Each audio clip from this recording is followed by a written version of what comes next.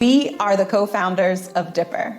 Dipper is a technology platform that guides professionals of color to a better workplace, one review at a time. Dipper is your safe space. It is the time for you to share your voice with a community that you are a part of. Visit us and join today at ourdipper.com. Welcome, everyone. Did you miss us? I can't hear you. Well, welcome to the virtual launch of ourdipper.com. Today, we have a topic that we have not included before, which is the connection between DEI, mental health, and our youth. So we love to bring unique topics to the center stage. This is part of the Dipper launch, which is a tech platform for all people of color, Black, Brown, Asian, and Indigenous professionals of all levels, including C-suite, to rate and review their workplaces. Now, members have profiles and can access the inside scoop on which companies to join and stay away from. Members can also engage with other members on Dipper's newsfeed. And today, I'm super excited because we welcome Mara McCann and Christian Nunes to discuss the topic of youth activism, every girl's state of the union. Jacinta, please tell our viewers about our amazing guests today.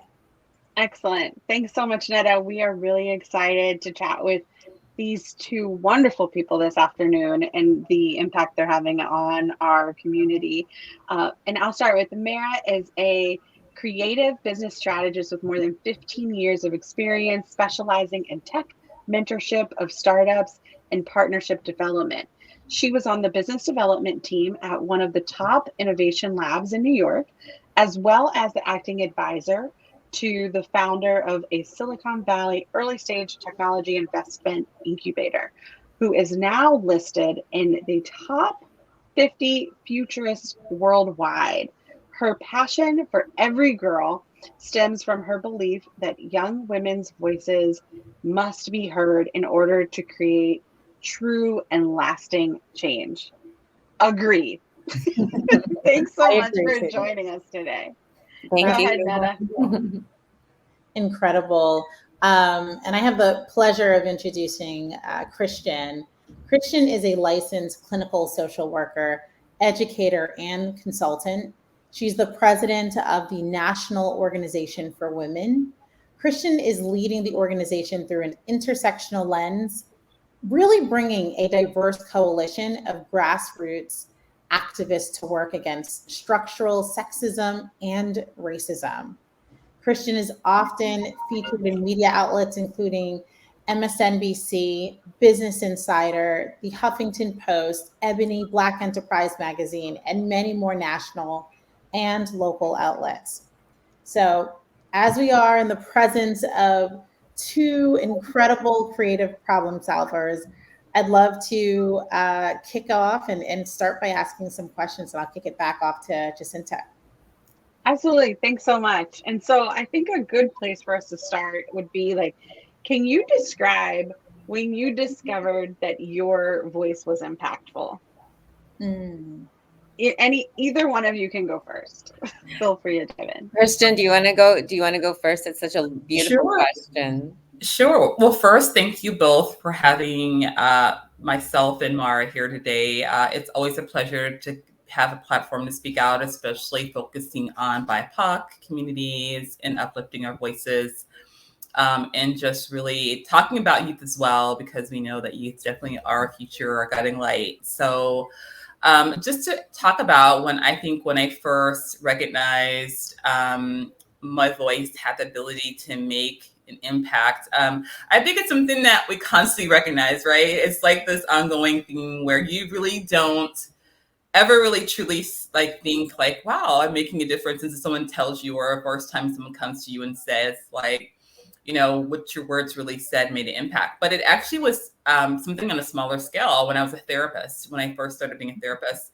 I've been a therapist starting in 2001. And I think the first time a client told me I started out working with adolescents. That was my first original population. So I was a child adolescent therapist majority of my career, and then I eventually started seeing adults as well. But I think the first time I had an adolescent tell me how I affected their life and just speaking with them really made an impact on their decisions to like make change was where I really felt like, wow, like my voice has ability, and my what I'm saying has ability to really make impact. And that was on a really one-on-one scale. But I think sometimes we minimize the importance of the one-on-one interactions and our ability to make impact. And so to me, that was very crucial. It was very impactful for me. It was very motivating for me to continue doing work in mental health and continue to speak out on issues of mental health and women and children. And it was just one person, who spoke out and told me how much it touched them and really helped them. That's so beautiful. I think it's, similar just with working with adolescents. For me, it was, after college, I was working at a youth center, and this was in Iowa. And I was tasked with coming up with new programming. And I said, okay. And so I came up with this idea for a group to meet of girls called Speak Out. So girls would come, teen girls come talk about issues that were going on. And then we would make plays and travel around and present at different conferences about what their voices had to say. And so in a moment, I was offered the opportunity. I was grant writing, and I got a grant from the Iowa Women's Foundation to do this program. And then I got another grant from Gloria Steinem's foundation to work on this program.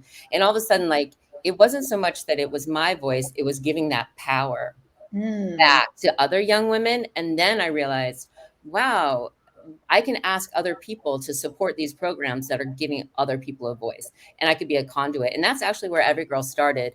And now, 20 years later, why we're talking today, about the joint event that we're doing with the National Organization for Women called Girls State of the Union Address next week. So it's really interesting that there's that power of that we can listen to young people and be those conduits for their voices creates this massive impact.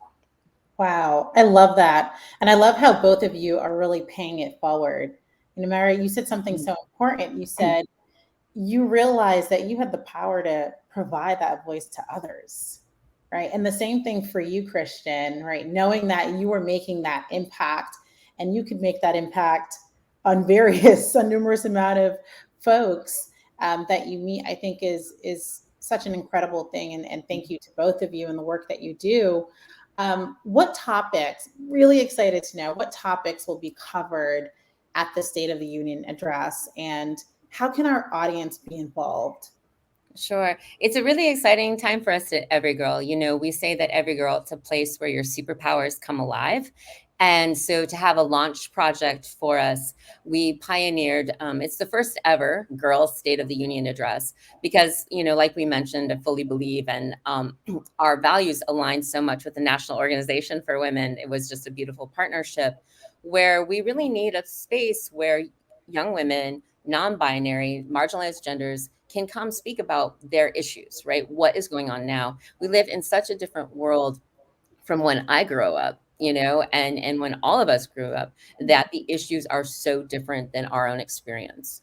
And so with the Girls State of the Union address, we're actually formalizing an agenda for the year. It is a year-long project that we're working on. So I know it's always been informed, though, by members of the Young Women's Feminist Task Force over at National Organization for Women and their Campus Action Network. We've all partnered together with Every Girl. So the young women are actually coming up with the topics.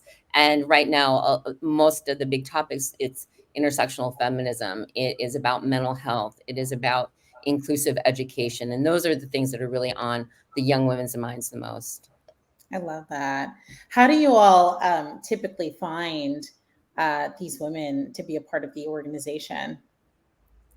Sure. I will speak to that. I think that what we recognize is that these women want to be involved. These young girls want to be involved. They're looking for a space to fit. They're looking for a space that really speaks to where they're at in their world. So some of them come to us, right? And they've seen something that's resonated with them. We find them on social media. We find them at events. We also do a lot of targeting, where we go to their schools and their campuses to really go out to them and try to create them and turn them into young leaders. And it's very similar with every girl. What they do with their speak outs is finding these girls who want to be leaders and who have a voice and who want to speak out and want this connection. And I think that's what's so beautiful about this is that we're giving them an opportunity and a platform to speak their truth.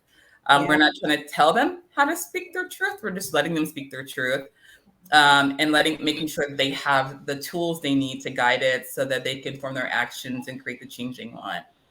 That's incredible. It's funny, we were chatting with Mara yesterday, and I said, Jacinta's daughter, I think Jacinta's daughter needs to totally be a part of this.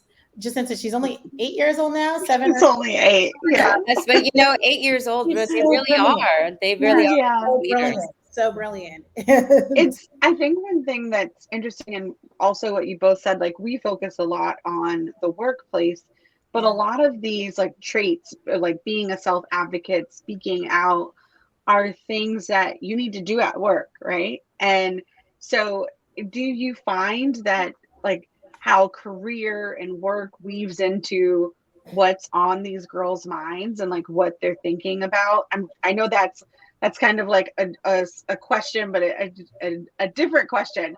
But it came up as you all were talking, like how it's amazing to me because I really do think the stuff you're really helping them build will help them, whether they choose to be entrepreneurs or executives or just like high valued contributors. So if you have any thoughts about that, I'd love to hear a little bit. Yeah. I definitely do, just because I think what's different now about this generation, right, Gen Z, is that we don't need to teach them how to think. They've already had to learn how to think as soon as they got a phone, right? Mhm. They just need new problems to solve and a playground, right, to solve them in. So even with Every Girl, as we're building into a media company, I have teams of young women on the advisory board. And so I'm asking them to step into those leadership roles to practice because they can. They already have the mental skills. They just need new problems. And so I think that then that that's how you get that impetus, right? Like to be able to create bigger change. Like I got a grant at 25 from the Iowa Women's Foundation. Regina Bailey believed in me. She, the executive director. Did that give me courage to be like, Christian, president of National Organization for Women, would you like to partner with my startup? Of course, right? That was that one person that gave me the opportunity. So I feel like the more opportunities for leadership we give them, right, they just step into it, right? We all just grow, and that's what's so exciting. And also, what I love about working with National Organization for Women is that they already have built platforms for young women specifically for leadership roles. Yeah, and I love that young women are taking the initiative. This is something that they want, that they're so passionate about.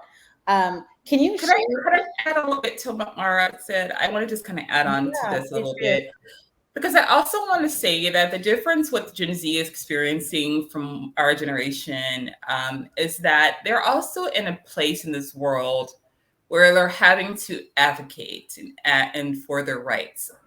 They're facing a generation where they were afforded rights, but now all those rights are being challenged, right? So they're being put in positions where they have to step out and they have to become leaders and they have to amplify their voices.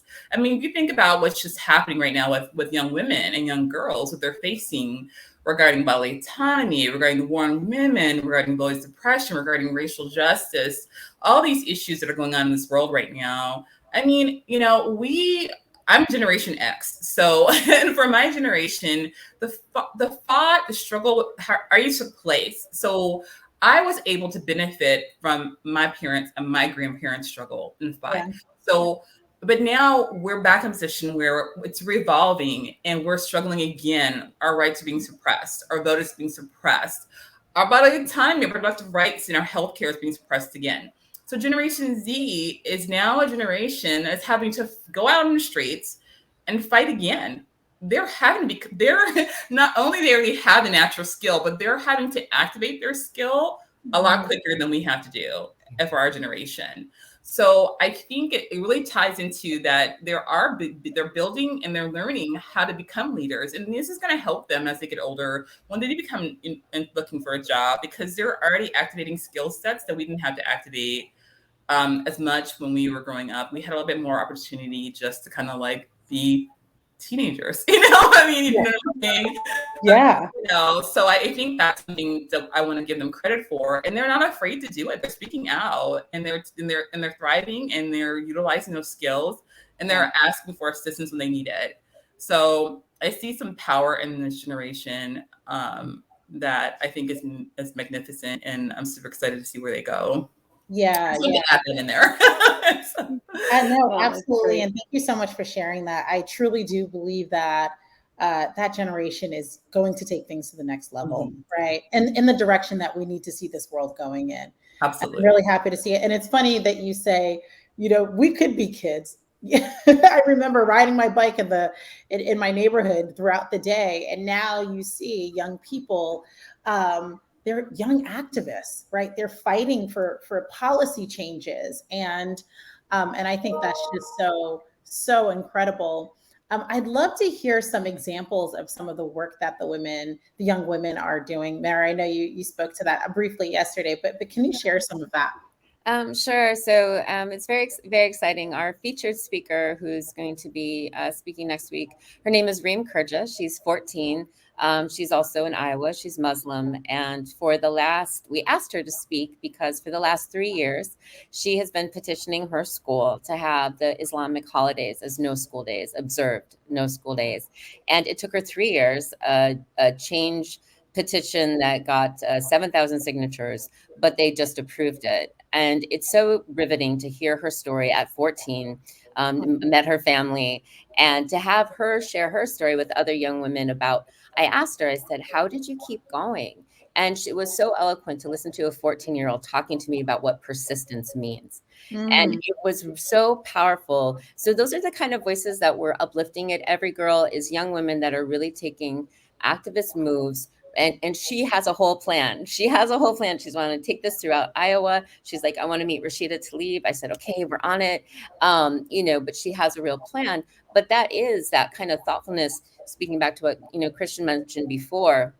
They know how to organize, right? And they know how to take action and being that. But it's so powerful to listen to her story, and especially in an environment, and, Iowa is a different place. So those are the types of stories that we're sharing with other young women, and adults. So it is important to know that the Girls' State of the Union, we want adults to come because we want adults to listen to the power of these young women's voices.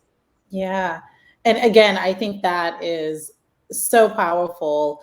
And both of you are surrounded around that every single day. So I have to ask this question here. How does it inspire you, and even within your own personal lives, being a part of those young women and seeing that the work that they're doing? Christian, I'll share. Yeah, I mean, it keeps me encouraged. It really does. This work can be tiring. It can be, there's could be vicarious trauma, right? There could be, you're talking mental health, right? It could be emotional, it could be exhausting. And it's great at the same time because we're fighting for those who have been oppressed and those who need us and marginalized. But when I see this young group of women and girls who are determined, it keeps me inspired and it keeps me encouraged to continue to fight, and continue on and continue to work side by side with them, not in front of them leading, but just side by side, because they teach me as well. So I learn from them just as they learn, we learn from each other. So I think that is the thing that we keep motivating each other. We keep encouraging each other. And I just look forward to continuing forth in sharing space, not leading, but sharing space with them. Yeah, I love that saying, like sharing space and not leading space. It's so beautiful. I think for me, what I realized is it keeps me very accountable. There was one of our young women who's president of our advisory board, Zoe. She's 14. She lives in Portland. And we had asked them one day, said, what's one thing that you would like to tell an adult? And Zoe said, well, I wish that my teachers who say they are feminists would show me what that means and walk the walk and not talk the talk. And it was a big learning lesson for me. This was back in the early spring, and I really stopped. And it was like this moment. And then I think some of that came this idea of the Girls' State of the Union address for me. But it was just really powerful to understand that, we don't rest, right? And I think that going back to that, sharing the space and giving them that platform, then we win, right, then we win. Yeah. Wow. Incredible. I love it. It's like just listen to girls sometimes. It's Mhm. very easy. Like, just, It's very like, easy. it's like it seems so easy, but it's like it's so hard for some. So that's awesome. No, Nat, go ahead. I just got excited. I gave 2 snaps there. Awesome. Awesome. Well, I don't have any other questions, just since I don't know if you have more questions. No, I'm full, and I think it would be great if you could share with us the best way for people to find you all, follow you, support you. That would be awesome. Sure. So the Girls State of the Union address, our first event is next Thursday. It is Thursday, October 21st at 7:30 p.m. Eastern. Definitely encourage everybody. You can go to our website, thegirlsstateoftheunion.com to register. You can find any of us on LinkedIn and see our link as well. You can find us on social media and see the link to sign up. But it's definitely a time to share with young people in your life, young women in your lives. It is very much about diversity, inclusion of voices. So really important to have that support as we build, because we're going to keep doing this throughout the year. So, and I know just with Every Girl, we've been so blessed to have this partnership with National Organization for Women to grow synergistically, to achieve this space of shared leadership. So, Christian, maybe there's other important things that people should know that's going on right now with National Organization for Women as well.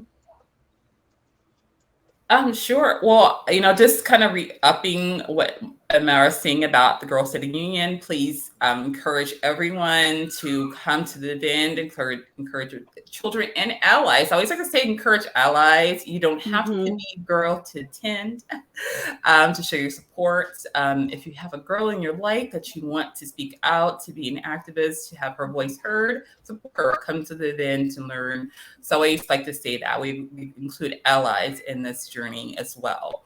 The other thing, is if you're interested in being involved or starting a CANS chapter on your high school and you want more information from that, you can go to now.org and you can reach out or email chapters@now.org to find more information about how to start a CANS chapter. And then, Amara, you could probably share about starting the Speak Out as well. But I think these are great ways that youth can get involved on their campuses and encourage other girls to share. And you could always visit NOW's website to learn more about other things that we're doing, and just being involved in these great organizations and this partnership. So we just look forward to continue working together and uplifting and amplifying the voices of these amazing young activists. Yeah, and if there's any parents who are listening who have a daughter, a young person who you would love to have engaged with this program, you can definitely email me at tamara@everygirlworld.com. You can message me on LinkedIn. We are growing exponentially with young women leaders. So Yeah.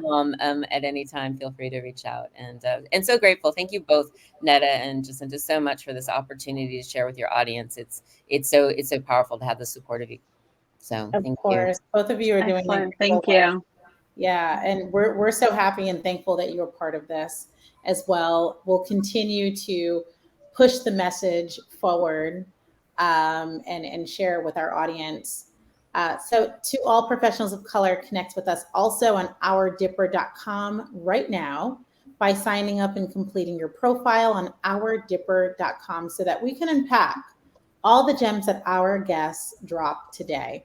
Also, be sure to rate and review all companies that you have worked for on ourdipper.com. Sign up, be the guide to a better workplace, log in to share your voice, and find your space. And thank you for joining, and we hope to see you on ourdipper.com today. Bye. Thank you. Thank you.